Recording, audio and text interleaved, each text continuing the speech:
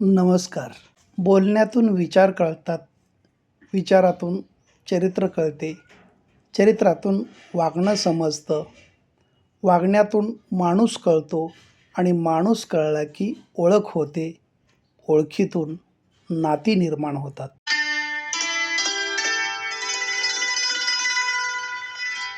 जाणीव शब्द खूप छोटा आहे, पण याचा अर्थ खूप मोठा आहे. कारण जाणीव ठेवणं प्रत्येकाला जमत नसतं आणि जो ठेवतो तो माणुसकीला जपत असतो.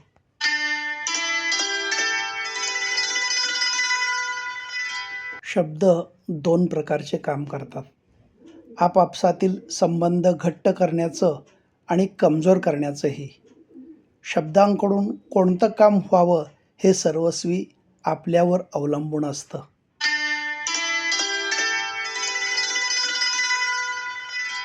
वाईट वेळ ही एक ना एक दिवस निघून जातच असते. मात्र त्यावेळी इतरांनी दिलेली चांगली अथवा वाईट वागणूक मरेपर्यंत काळजात घर करून स्मरणात राहते.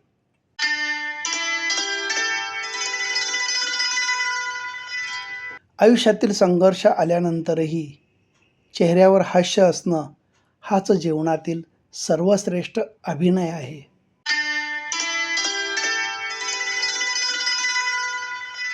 प्रत्येक परिस्थितीत शांत राहण्याचं प्रशिक्षण मनाला द्या.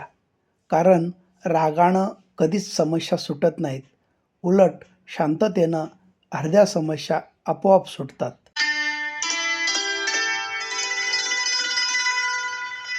वेळ ही आपल्याकडे असलेली सर्वात महत्त्वाची संपत्ती आहे. तिला अशा ठिकाणी गुंतवायचं की जिथं आपल्याला जास्त परतफेड मिळेल.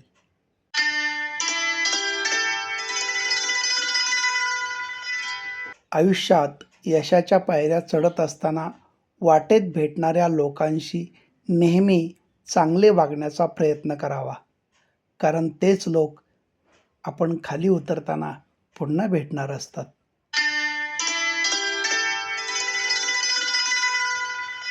पुस्तकं केवळ अक्षरांचा संग्रह नसतात, तर ती विचारांचे, संस्कृतीचे आणि प्रज्ञेचे भांडार असतात, जी माणसाला काळाच्या मर्यादा ओलांडून अमरत्वाच्या वाटेवर नेतात.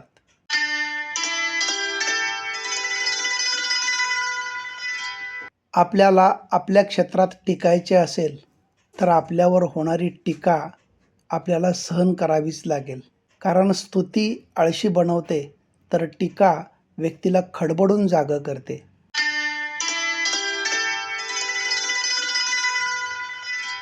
माणूस नेहमी आपल्याजवळ जे आहे त्यात समाधानी असण्यापेक्षा आपल्याकडे काय नाही यासाठी जास्त दुःखी असतो.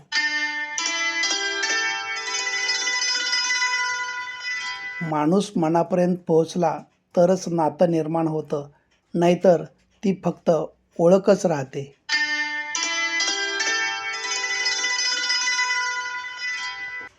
विश्वासाने केलेली प्रार्थना अंधाराची सर्व बंधने तोडण्याची ताकद ठेवते.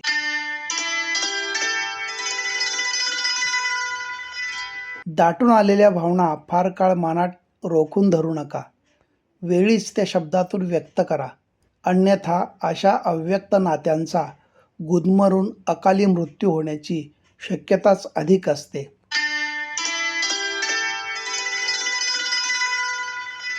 खरं बोलणाऱ्याला खोटं काय आहे ते माहीत नसतं, पण खोटं बोलणाऱ्याला खरं काय आहे ते 100% माहीत असतं.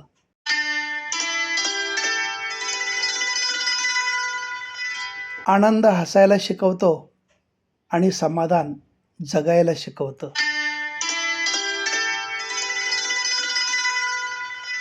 अपेक्षा आवाक्याबाहेर गेल्या की त्याचे ओझे होऊन माणूस कोलमडण्याची शक्यता असते. म्हणून अपेक्षा या नेहमी क्षमतेच्या प्रमाणातच असाव्यात. धन्यवाद.